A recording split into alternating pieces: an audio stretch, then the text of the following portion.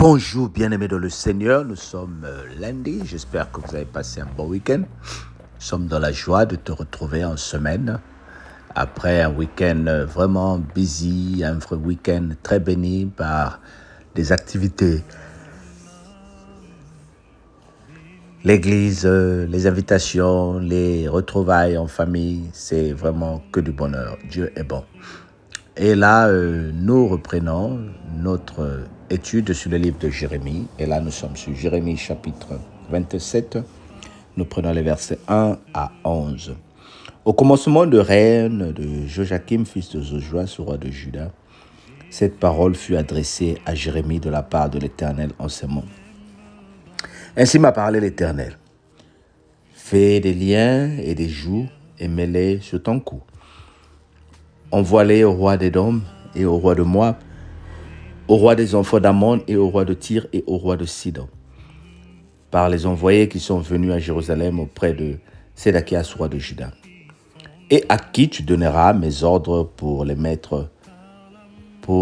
maître, en disant, ainsi parle l'Éternel des armées, le Dieu d'Israël. Voici ce que vous direz à vos maîtres. C'est moi qui ai fait la terre, les hommes et les animaux qui sont sur la terre. Par ma grande puissance et par mon bras étendu, je donne la terre à qui cela me plaît. Maintenant, je livre tous ses habitants entre les mains de Nebuchadnezzar, roi de Babylone, mon serviteur. Je lui donne aussi les animaux des champs pour qu'ils soient assujettis. Toutes les nations lui seront soumises, à lui, à son fils et au fils de son fils, jusqu'à ce que le temps de son pays arrive et que les nations puissantes et les grands rois la servissent.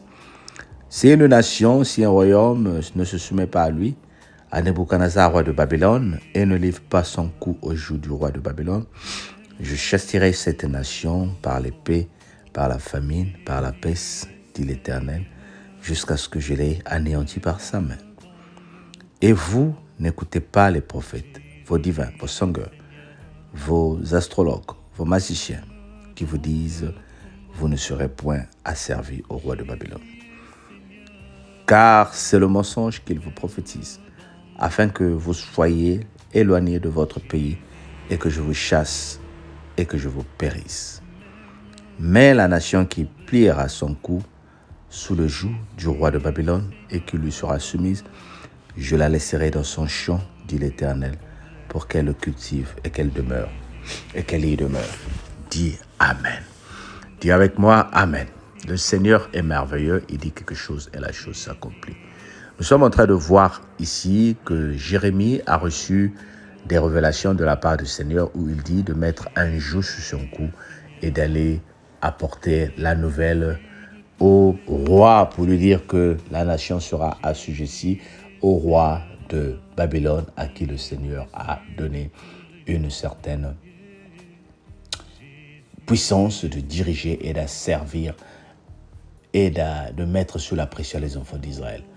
Donc, déjà, le fait qu'il mette le poids sur son cou, ça lui pèse. Le Seigneur est en train de lui faire réaliser comment il peut nous livrer à nos ennemis, comment il peut nous livrer au diable. Vous savez, chaque fois que nous sommes confrontés aux situations, nous pensons que le diable nous menace. Parfois, c'est le Seigneur qui te livre. Le Seigneur permet que certaines situations pénibles arrivent dans ta vie à cause de ton comportement, à cause de l'endurcissement de ton cœur. Quand le Seigneur te parle légèrement, tu n'entends pas. Quand le Seigneur te prévient par les Écritures, par les prophètes, nous résistons et il peut nous assujettir par l'ennemi qui va te contrôler, qui va te dominer. Pourquoi cela arrive? Mais c'est comme je viens de dire, à cause de notre désobéissance. Et souvent, en tant que chrétiens, nous jetons le mal sur les autres pour dire l'ennemi de ma famille, mon entourage, les jaloux qui me veulent du mal. Mais si le Seigneur dit, je t'ai livré. Alors, comment le Seigneur peut te livrer, bien-aimé? Mais lorsque nous nous éloignons de la volonté de Dieu, lorsque nous permettons à ce que le diable s'installe dans nos vies, par exemple, le relâchement. Toi qui as l'habitude de prier tous les jours, tu te dis, bon, je vais faire une pause parce que je suis en vacances. Je vais faire une pause parce que j'ai des choses à faire. Je ne vais pas prier pendant un mois. Et le Seigneur, sachant que il a besoin de toi, le Seigneur, sachant que il compte sur toi, il va t'assujettir, il va te livrer entre les mains de l'ennemi bien-aimé. Il n'y a pas de pause avec le Seigneur. Nous pouvons, à un moment, dire, je vais consacrer du temps aux enfants ou à ma famille, mais cela ne veut pas dire que nous faisons la pause avec le Seigneur. Nos comportements, le péché, il y a beaucoup de choses qui peuvent faire que le Seigneur nous livre au diable. Le message que je te prêche ce matin, ce n'est pas pour te juger, ce n'est pas pour te mettre la pression au cou, mais c'est pour te révéler qu'il y a des choses qui peuvent faire que nous soyons livrés entre les mains du diable. Alors je te dis, n'abandonne pas, ne laisse pas ce rythme que tu as cultivé. Tu sais que mardi tu pries. Prie, bien-aimé. Et n'attends pas seulement les moments de prière. Quand tu te lèves le matin, prie. Quand tu peux, lis la Bible. Pas quand tu peux. Au moins, un enfant de Dieu doit avoir des moments de prière dans la journée. 2, 3, 4, 5 fois. Prie tout le temps, pendant que tu travailles, pendant que tu es en train de marcher. Confie ta journée entre les mains du Seigneur. Ne te relâche pas un seul moment. Que la grâce de Dieu soit dans ta vie et sois béni au nom de Jésus. Dis avec moi, je ne me relâche pas et je garde ma foi. Que le Seigneur soit avec toi au nom de Jésus. Amen.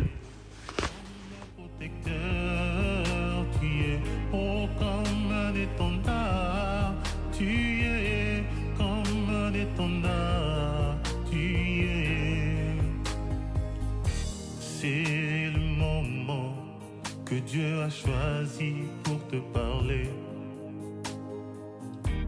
C'est la saison que Dieu a choisi pour te parler. C'est le moment que Dieu a choisi pour te visiter. C'est la saison qu'il a choisi pour te parler. Oh, c'est la saison qu'il a choisi. Oh, il ne t'a pas oublié, il t'aime encore. Il ne t'a pas oublié, il t'aime encore. Il ne t'a pas délaissé, il t'aime encore. Il ne t'a pas oublié, il t'aime encore. Il ne t'a pas délaissé, il t'aime encore. Il ne t'a pas oublié, il t'aime encore. Il ne t'a pas oublié, il t'aime encore. Il ne t'a pas délaissé.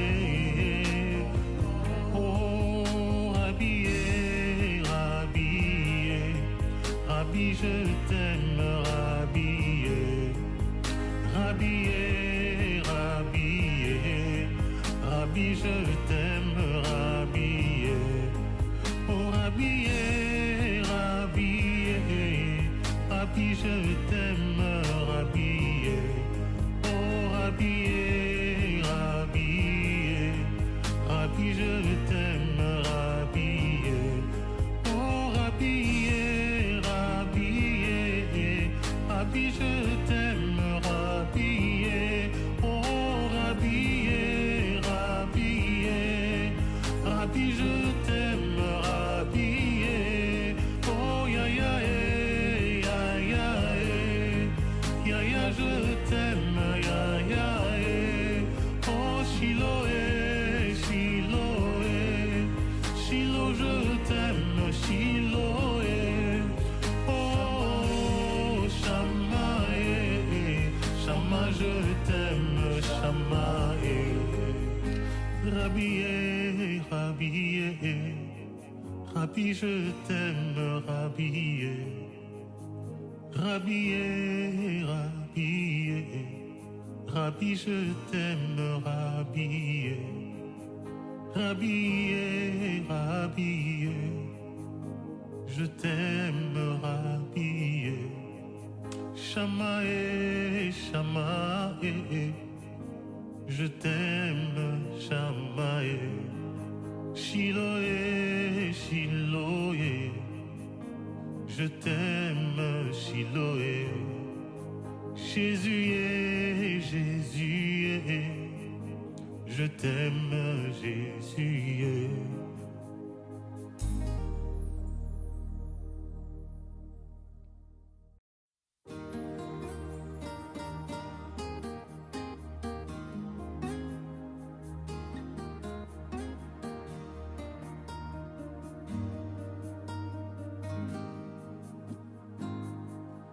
Mon âme bénit le Seigneur et mon esprit magnifie son nom, car la mort n'a pas pu le retenir, même dans le tombeau. Jésus est Seigneur, même dans le tombeau. Jésus est Seigneur. Mon âme bénit le Seigneur et mon esprit magnifie son nom,